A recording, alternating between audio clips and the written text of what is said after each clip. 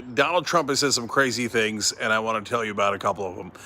Number one, he talked about how he himself is not a conservative, but that one has a twist, so hold for that twist. Second of all, he apparently praised Adolf Hitler again.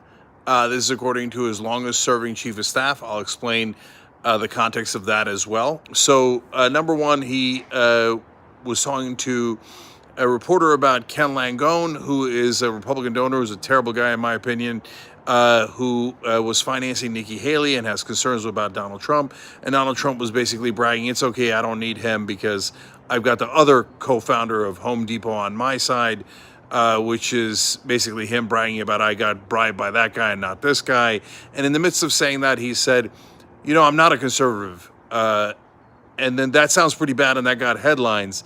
But to be fair to Trump, and yes, we're the fairest show in America, even if we hate Trump, and I certainly do not like Trump at all, as you all probably know from all of our videos, etc. But we are fair and we are honest. So in that case, the context was him saying, hey, look, I'm not conservative, but I'm a common sense guy, and common sense leads you to conservative principles. So he wasn't really saying he's against conservatives or that he's not a conservative. He's mainly saying being conservative is just a common sense position, okay? So, all right, fine. That was not that big a deal, okay? But now onto the Hitler praise. So John Kelly is his longest serving chief of staff, and he apparently told John Kelly that Hitler did some good things. Now, look, that is a deeply disturbing thing for him to say.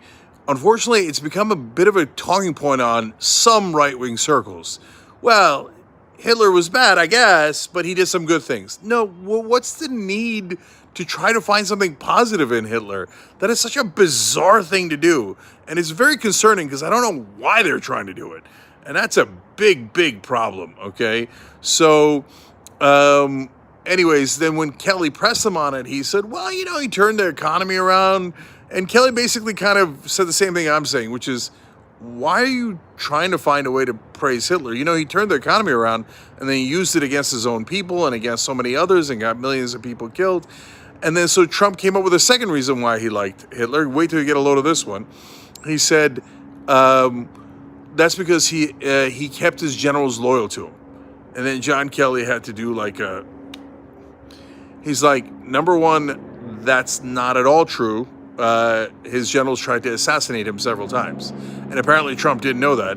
Of course Trump didn't know actual history. And he's like, oh, well, that's unfortunate. yeah, it's unfortunate.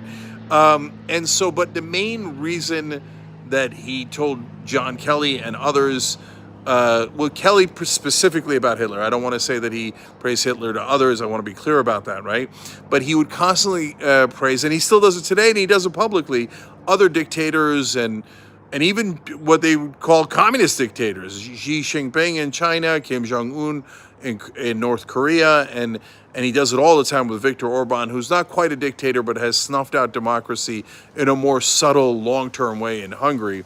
He's considered a strongman. And he has also praised Putin and Erdoğan in Turkey, but also both not quite dictators, but strongmen that basically can get anything they want done without any checks and balances. So Kelly and other staffers that worked for Trump all say the same thing, which is he loves strongmen. He loves anyone who doesn't have to listen to the law, who doesn't have Congress checking them or anyone else checking them or generals checking them. He just wants to be able to do anything he wants and to be able to get rid of anyone that he views to be disloyal to him, not the country, but to him.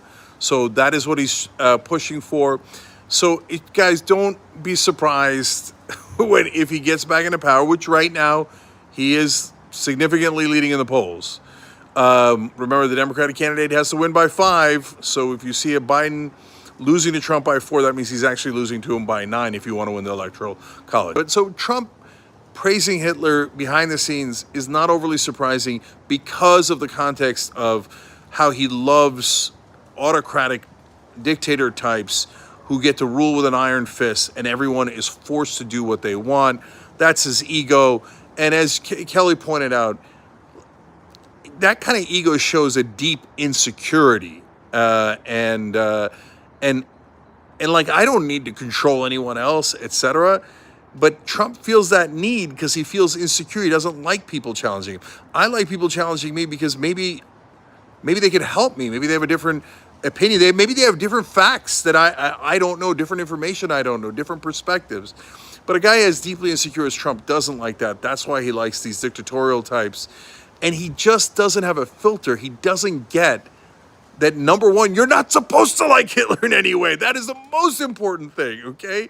And number two is that even if you believe that in your insane lunatic mind, do you not know that you're not supposed to say that out loud? He is unbelievable in every way, and currently the leading candidate for president of the United States. So that's the times we live in.